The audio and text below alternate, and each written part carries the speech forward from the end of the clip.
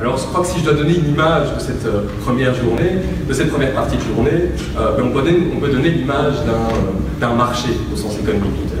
Et ce marché, il existe, malgré qu'il soit illégal, il existe au sens économique. On a en effet des vendeurs, on a un produit qui est vendu à des consommateurs, et ce marché, en principe, est encadré par des règles. En l'occurrence ici, il n'y en a qu'une, c'est la règle de l'interdiction. Et si on analyse chacun des éléments, on peut remarquer en effet que cette politique répressive ne fonctionne pas, n'a jamais fonctionné et a même aggravé la situation.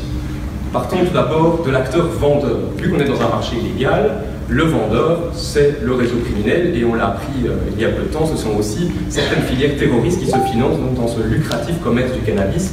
The Economist évalue à 300 milliards au niveau mondial les revenus liés à ce commerce, donc c'est énormément d'argent qui sont en jeu, et cet argent finit dans la poche des réseaux criminels parce que nous ne réagissons pas à cet état de fait.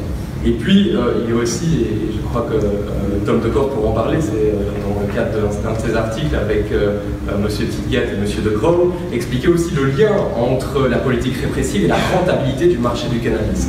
Plus on réprime, plus ce marché du cannabis est rentable. Donc il y a vraiment un lien totalement contre-productif entre le système qu'on met en place et les objectifs que l'on poursuit, en l'occurrence ici, l'assèchement de ce marché illégal. Et puis il y a le produit qui est vendu par ces réseaux criminels, et ce produit, là je crois qu'on peut vraiment faire un parallèle avec la question de l'alcool frelaté durant la période de la prohibition. On est face à un cannabis aujourd'hui qui est d'une très mauvaise qualité et qui est beaucoup plus puissant que le cannabis qu'on pouvait trouver sur ce marché il y a encore quelques dizaines d'années. Ce produit est plus dangereux parce que, vu qu'il n'y a pas de règles, on y ajoute ce qu'on veut, on peut retrouver plein de crasses dans le cannabis à l'heure actuelle. Je ne dis pas que le cannabis n'est pas dangereux, mais les additifs qu'on y adjoint aggrave vraiment cette situation.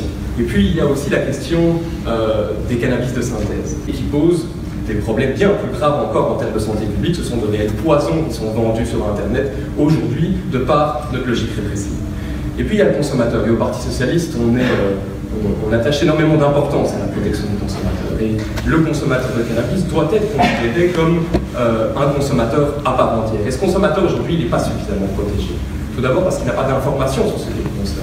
Est-ce qu'on pourrait imaginer qu'un consommateur d'alcool aille dans un débit de boisson, commande une boisson alcoolisée, se trouve face à ce verre, et là, il ne sait pas savoir si dans ce verre, il y a de la bière ou de l'alcool à brûler. Eh bien, le consommateur de cannabis, il vit ça quotidiennement parce qu'il ne sait pas du tout ce qu'il achète. Ensuite, il y a aussi un flou au niveau juridique. Il ne sait pas à quelle sauce il va être mangé par les autorités judiciaires. Christine Guillain pourra en parler mieux que moi. Il y a clairement un flou. On a une loi qui nous dit quelque chose. On a un système de tolérance qui était évidemment bienvenu dans la réflexion et dans l'avancement de ce débat. Mais ce système a créé beaucoup d'incompréhension au sein de la société. On parle généralement de droit à détenir 3 grammes de cannabis. Ce n'est pas un droit, c'est une tolérance, et c'est en plus la géométrie variable. Mais là, je laisserai Christine l'expliquer plus précisément. Et puis, ce marché, donc il y a des règles. Mais la seule règle dans ce marché illégal, c'est la règle de l'interdiction. Et là, Pierre Copp va pouvoir nous expliquer que coûte cette interdiction du marché du cannabis. Et en Belgique, on peut estimer à 400 à 500 millions d'euros qui sont dépensés annuellement pour poursuivre, pour enquêter, pour saisir, pour faire des enquêtes téléphoniques et pour emprisonner des gens liés à ce marché. C'est donc 500 millions d'euros que l'on dépense annuellement pour une politique qui ne fonctionne pas. Je crois qu'on est dans une période budgétaire qui est assez inconfortable. Je crois que les négociateurs pourraient prendre peut-être un peu de recul et voir toutes les options qui sont face à eux plutôt que de détruire la sécurité sociale, les soins de santé, les pensions, notre système judiciaire, voire notre état de droit. Alors, à côté de ce système répressif, ce monde de la répression, il y a un parent pauvre.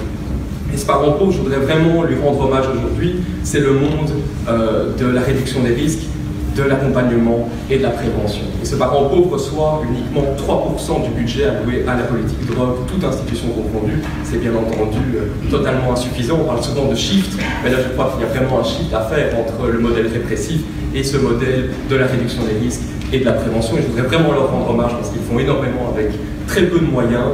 Et je pense vraiment que les autorités politiques ont une dette à leur égard, et j'espère du fond du cœur que cette dette, nous pourrons la payer très rapidement. Voilà.